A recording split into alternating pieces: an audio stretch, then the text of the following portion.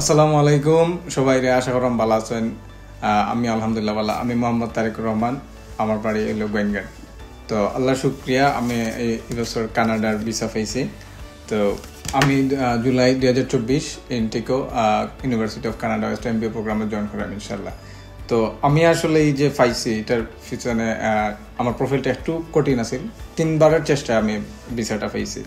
তো এই যে প্রথম যে 2বার রিফিউজাল হয়েছে, তো বাইতার আন্তরিক চেষ্টায় তারা যেভাবে স্টাডি প্ল্যান এবং রিফিউজালের এক্সপ্লেনেশন সহ ফাইন্যান্সিয়াল যে বিষয়গুলোর যে এক্সপ্লেনেশন সবগুলো খুব সুন্দর সুচারু করার কারণে আল্লাহর রহমতে সবার প্রচেষ্টায় আমি ভিসাটা পাইছি।